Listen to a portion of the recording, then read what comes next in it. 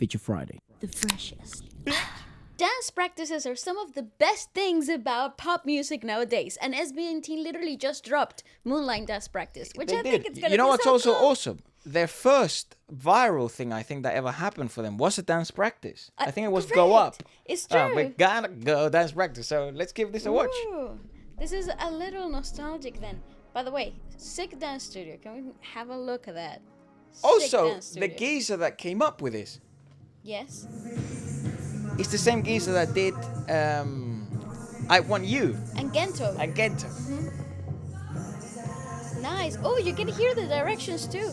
That's kind of cool. Oh, shout out to the freaking directional camera. Nice. Nice. I thought it was going to be aesthetic, but obviously because of the direction of the choreo. Yeah, it makes sense. So you're working 360 because of how the music video was directed too. Still is a surprisingly Nice. fire ass dancer.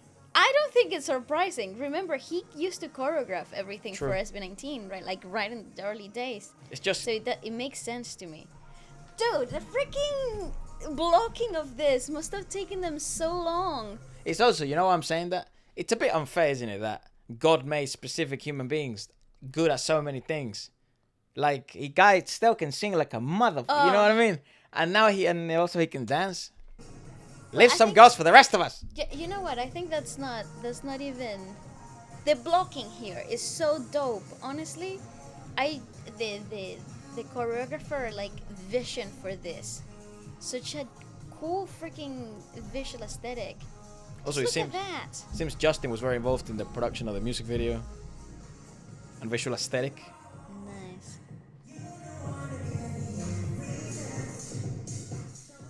Okay, I adore the fact that you have such a dynamic camera angle here too. I'm often against it in dance practices, but this is just so brilliant because it actually feels the whole dynamic of the 360 choreography. We got a I couple have of to lasses give it- as well. I have to give it to, well, yeah, in the music video, of Yeah. course, but in the choreo as well, because they're obviously practicing for the music video. This is so cool. Nice. I think the choreographer might be dancing with them. Yeah, okay, and they did this all in one shot. Think about the freaking camera person needs to learn the choreo just as much. Yeah. You can't just stand there and record anymore. You have to be a dancer too. Nice. Best bit. Best bit ever. Nice. This is so cool.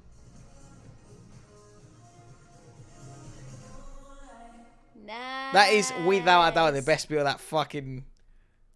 But yeah, indeed, this You is. know why? You know why it's the best? Because we saw it first. That was the first thing that they ever dropped, and I thought that was such a brilliant idea from marketing. Like, okay, the first thing that people are gonna see is the best part of the choreo, and I think that is such a dynamic idea because it's such a quirky performance. It's such a out of the norm choreography. The song doesn't really go with the aesthetic of the dance, but it works because of how dystopian it is. And I think I absolutely adore the fact that it's such a visual experience. More than it is about the vocals, more than it is about the song, it's a visual aesthetic. And I think dance music should always be performed or sold in this manner too. I think as well, like. I mean, I'm never that fearful with SB19 because I think they have proved their worth in terms of like pop vocals in their live environment, especially in some very precarious scenarios and precarious sort of like sound EQ environments.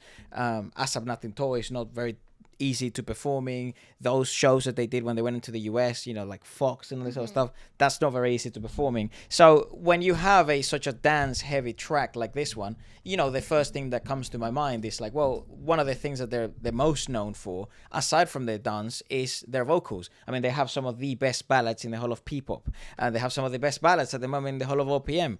So then when they do come out, and I think this is quite ballsy from them, when they do come out and they start doing just pure pop dance tracks, it is like an evolution for their not their brand per se, because I mean you have tracks like Go Up, you have tracks like what was the disco one, Gento, and the one that I really like, Where You At? Where You At? That's the one. I was gonna say Wyatt. Where You At? So that was like really, really pop, and I thought they could really penetrate the market in that way. And then obviously now with some collaborations, obviously Terry and the other name of the geezer, I forget his name, Ian. Again, you have like this UK pop feel, which I do feel like that's gonna do fairly well here in the UK. At least I hope so. But because the song is not that demanding in terms of vocals, I'm not that bothered. Like it doesn't matter. They're not gonna sacrifice their vocals to dance in this song, because the song itself, vocally, it isn't the most difficult thing in the world, which will allow them to dance. And also it has a ton of open space, open play time and play moments where they can sort of just focus on this, because there's no music here. Like, what? No one would care if that's just a track there. Yeah, totally. You know? And again, I think visually speaking, as well as the sound experience of the track, it is a completely different criteria that you have to approach the song with, because it's a dance song. It's a DJ produced kind of like pop track. Dance track. It's a very different approach to how you would approach any other thing that comes from SB19, which I think it's so cool that they have pushed boundaries in terms of the visual aesthetic. This is this is a gargantuan effort for the choreography and the visual aesthetic that we have been sold. It's phenomenal. The fucking music video is weird as balls. It's phenomenal. I don't think there's been a music video like that where you sort of sit down and you look at it and then you're like, wow, when was the last time I saw anything like this? Quite rare. Like very usually, especially when it comes to like groups, and not just in people, but in all the pops of the world, they always sort of mouth the words, and it's like a music video where you're singing. But in here they just decided to fuck it, make it a performance video essentially, and we'll make that the main comeback music video. And can we just have a moment of appreciation for how this was filmed, because this is one take, there's no cuts in this. That is so hard. I just can't imagine how many times I had to do this over and over again just to get that one take right. I love that. I absolutely adore everything about this. He should be very proud, Jay. So he did SB19 Gento, also No I Want You. But I think he did. I think he was also in that video where he was dancing with that girl, where it's the light. Oh yeah.